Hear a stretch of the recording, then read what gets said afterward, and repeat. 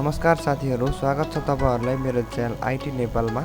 आजको यस भिडियोमा म तपाईहरुलाई सिकाउने छु तपाईले आफ्नो मोबाइलदेखि शेयरिटबाट तपाईले आफ्नो ल्यापटपमा कसरी फाइलहरु ट्रान्सफर गर्न सक्नुहुन्छ, त्यही पनि इन्टरनेटको माध्यमबाट हैन। तपाईहरुले mobile to mobile SHAREit transfer गर्दाखेरि तपाईको हटस्पटले काम गरिरहेको हुन्छ। तर अहिले म तपाईलाई मोबाइलदेखि कम्प्युटरमा कसरी ट्रान्सफर गर्न सकिन्छ र तपाईको जुन हटस्पटले काम गर्छ नि तपाईको मोबाइल टु मोबाइल ट्रान्सफर गर्नको लागि, तर यसमा चाहिँ तपाईको जुन नेट हुन्छ नि तपाईको वाइफाई कनेक्सन भएको हुन्छ नि, हो त्यसबाट चाहिँ तपाईको डाटा ट्रान्सफर हुन्छ। तपाईको जति स्पिड नेट हुन्छ नि त्यस्तै स्पिडमा तपाईको डाटा पनि ट्रान्सफर हुन्छ।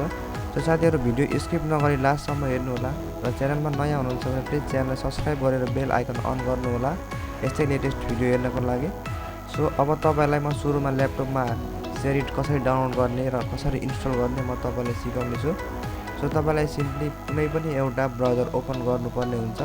जस्तै कि मैले यहाँ एउटा क्रोम ब्राउजर ओपन गरे र तपाईले यहाँ के टाइप गर्नुस् भने शेयरिट फाइल तपाईले यहाँ के टाइप गर्नुस् भने डाउनलोड शेयरिट फर पीसी भनेर तपाईले यहाँ हेर्न सक्नुहुन्छ। यसको लिंक चाहिँ म तपाईलाई डिस्क्रिप्सनमा पनि छोडिदिने छु। तपाईले डाउनलोड शेयरिट फर पीसी गर्नु होला र यसमा इन्टर गर्नु होला र एन्टर गर्ने बित्तिकै तपाईको अगाडि एउटा इन्टरफेस आउँछ हैन।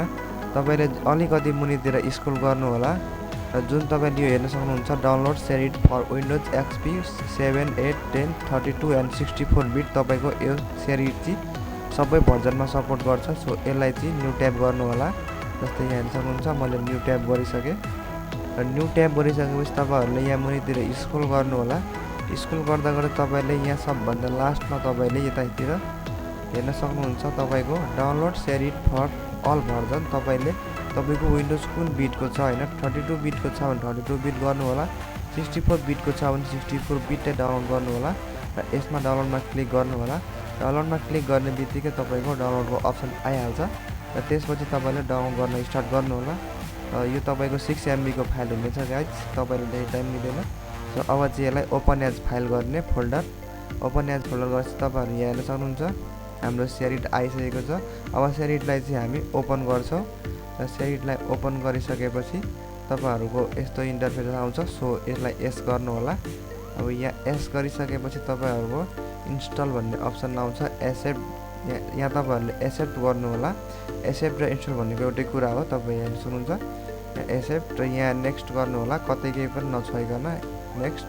र तपाईले यहाँ हेर्न सक्नुहुन्छ एउटा एडिसनल सर्टकट भनेर यहाँ अप्सन भएको छ, अप्सन आएको छ। यसमा तपाईले यदि डेस्कटपमा राख्न चाहनुहुन्छ भने तपाईले एस गर्नु होला, सो टिक लगाउनु होला। यदि राख्न चाहनु हुँदैन भने यसको टिक हटाउँदा हुन्छ। मैले चाहिँ टिक लगाए, डेस्कटपमा तपाईलाई शो गर्छु। र अब यहाँ हेर्न सक्नुहुन्छ तपाईहरुको यहाँ चाहिँ अब शेयरिट चाहिँ तपाईहरुको इन्स्टल हुँदैछ।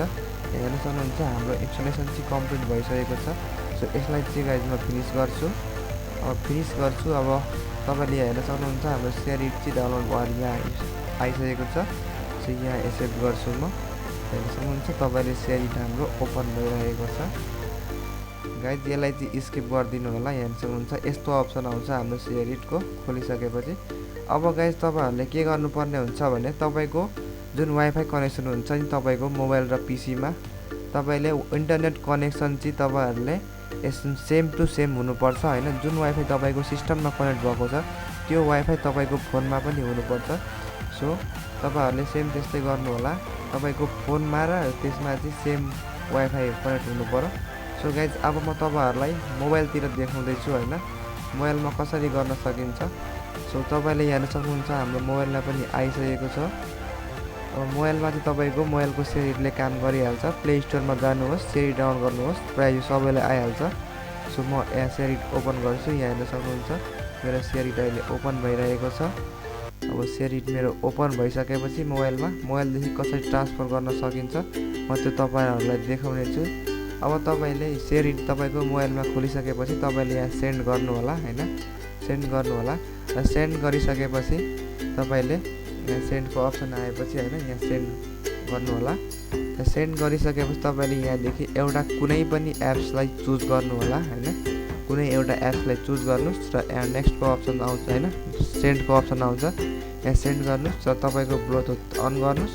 ब्लुटुथ अन गरिसकेपछि तपाईले यहाँ डेस्कटपमा हेर्न सक्नुहुन्छ तपाईले सो क्यूआर कोड भनेर लेखिरहेछ हैन यहाँ हेर्न सक्नुहुन्छ सो यसमा क्यूआर कोड सो गर्नुस् र यहाँ तपाईको मोबाइलमा अब नेक्स्ट गर्नुस् मोबाइलमा नेक्स्ट गर्ने बित्तिकै तपाईले हेर्न सक्नुहुन्छ कनेक्ट टु स्क्यान भनिरहेछ नि सेन्ड टु कनेक्ट सो यसमा क्लिक गर्नु होला यसमा क्लिक गरिसकेपछि तपाईले तपाईको क्यामेरा खुल्छ र तपाईको यो जुन कम्प्युटरमा छ स्क्यान गर्छ हेर्न सक्नुहुन्छ हाम्रो स्क्यान भइसक्यो हैन क्यूआर कोड अब गो गर्नुहोस् यहाँ हैन अब यहाँ गो गरिसकेपछि तपाईको री-स्क्यान गर्छ एकचोटी यहाँ हेर्न सक्नुहुन्छ अब हाम्रो चाहिँ एकचोटी अझ स्क्यान हुन्छ तपाईको त्यो क्यूआर कोड यहाँ हेर्न सक्नुहुन्छ क्यूआर कोड अब हाम्रो स्क्यान भइरहेको छ हैन क्यूआर कोड स्क्यान हुने बित्तिकै यहाँ सक्नुहुन्छ भाइ ल्यान्ड भनेर छ स्टार्ट गर्ने होला ल्यान्ड भन्दाखेरि तपाईको इन्टरनेट टु इन्टरनेट हैन त्यसरी चाहिँ ट्रान्सफर हुन्छ तपाईको हटस्पटको पनि अप्सन आएको थियो त्यहाँ दुईटा अप्सन थियो तपाईले चाहिँ ल्यान्ड सेलेक्ट गर्नु होला यदि तपाईकोमा वाइफाई कनेक्सन गर्नु भएको छैन भने तपाईले हटस्पट युज गर्दा हुन्छ